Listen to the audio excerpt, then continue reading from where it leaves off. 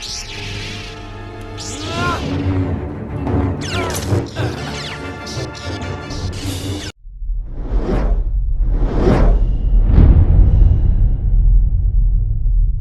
going on everyone, I hope you're all doing good.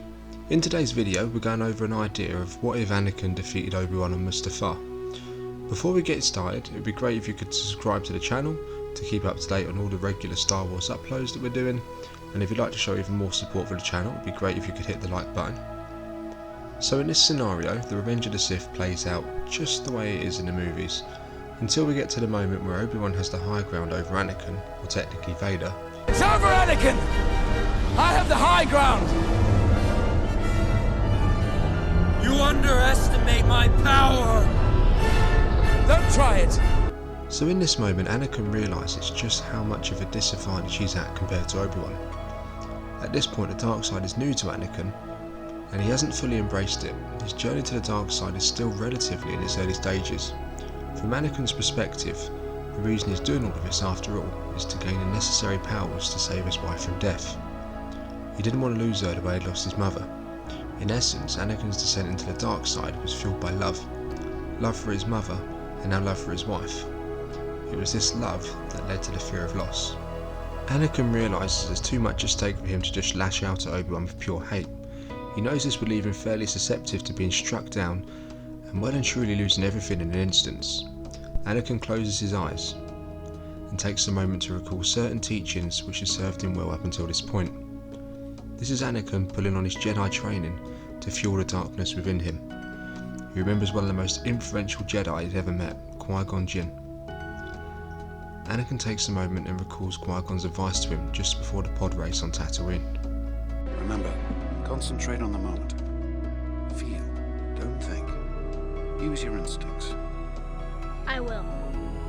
Anakin opens his eyes and sets them upon the man who had betrayed him, the one who had turned his beloved wife against him, who had held him back through years of his Jedi training. With one almighty grunt, Anakin jumps through the air, using the dark side of the Force in a much more controlled way than he'd ever done previously, to miss Obi-Wan's swing of his lightsaber, and he landed behind his former master. And in this moment, a smile crept upon Anakin's face, as he impaled Obi-Wan through his back and out through his chest. With every inch the blade was pushed deeper, the more Anakin could feel his new dark side powers increasing. Anakin retracts his blade and says, "Goodbye, Master." Anakin's eyes begin to return blue as his attention quickly shifted towards Padme, who would be taken aboard the ship. Anakin piloted the ship to the closest known medical facility, with R2 and C-3PO on board. Anakin fills them in on the Jedi Order's betrayal along the way. At the medical facility, Anakin is by Padme's side. As she comes around, Padme asks, in the great agony of childbirth, "What happened with Obi-Wan?" Anakin replies, "His betrayal has been dealt with, my love." Padme gives a slight nod, knowing that answer was enough to confirm everything Obi-Wan had said about Anakin was right. He had turned to the dark side. Luke and Leia were born to the great delight of Anakin, who had believed his new powers had truly saved Padme, that everything he had done was worth it, only for the medical droid to inform Anakin that for reasons unknown, they were losing her. Medically, she's completely healthy.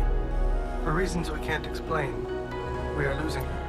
Anakin's eyes slowly began to mist over with Sith yellow as tears run down his face. He couldn't believe what he was hearing. He'd done everything his new master Palpatine had told him to. He could feel how powerful he was with the Force now, but she was still dying nonetheless. Anakin shouts, You will not take her from me! And at this moment, Padme's heart stopped beating through the medical equipment. She had gone. In a fit of rage, Anakin force-choked the medical droids and left on the ship with Luke and Leia bound for Coruscant to find the Emperor. Palpatine had already sensed what had happened and the great deal of pain flowing through his young apprentice's body. He had also felt the presence of Luke and Leia, the offspring of Anakin, children who would grow to be extremely strong in the Force, just like their father. Anakin entered Palpatine's office. Palpatine greeted Anakin and said, "I can feel your anger. It gives you focus, makes you stronger." And before Palpatine could continue, Anakin ignites his lightsaber and launches himself towards the Emperor, truly tapping into all of his Force powers to take down the Emperor once and for all. The Emperor responds by shooting his Force lightning directly at Anakin in an attempt to put an end to his attack, which really only slowed Anakin down, as he deflected the lightning with his lightsaber, continuing to push his way towards his enemy. As Anakin became closer to the Emperor, the Force lightning began to rebound off the blade and strike the Emperor directly. With Palpatine now realising just how much danger he was in, he unleashed his full powers onto Anakin, which Anakin continued to deflect back at him, Anakin's eyes slowly turning from yellow to a light shade of red. The Emperor stops his attack. He realises he isn't powerful enough to stop Anakin now. He knows only his words stand any chance of saving him, as that was one of Palpatine's greatest strengths. But before he could get any out, Anakin force pushed him into the wall and continues to do so, whilst the wall begins to dent under the sheer amount of pressure Anakin's applying. In this moment, you can hear Palpatine's bones breaking by the second, before Anakin throws his ignited lightsaber towards the defenceless Emperor's chest, decapitating him and destroying the Emperor once and for all. Anakin falls to his knees due to the amount of energy it took to defeat Palpatine, but also due to the tremendous loss he is feeling after all that's transpired that day. Anakin takes a moment to think of Padme, and his mind returns to their two children, and how much they need him now. Anakin leaves the Chancellor's office and informs the Empire of Palpatine's death at the hands of a rogue Jedi he had now taken care of, and calls an assembly for later that day to inform his new Empire of the unfortunate events that have transpired.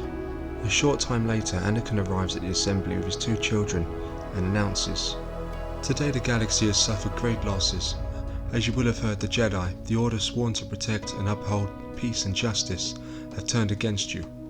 I stuck by our Chancellor's side and defended him.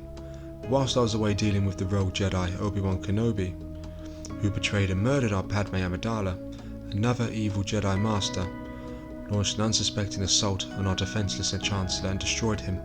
I wasn't there to save him. The galaxy is in a very difficult time at the moment, and to ensure our survival I will be taking on the role of Emperor, effective immediately. Together we'll eradicate the galaxy of the plague which is the Jedi, and bring peace, freedom and justice to the Empire. I'll do this all whilst raising my two children to ensure our continued survival long into the future."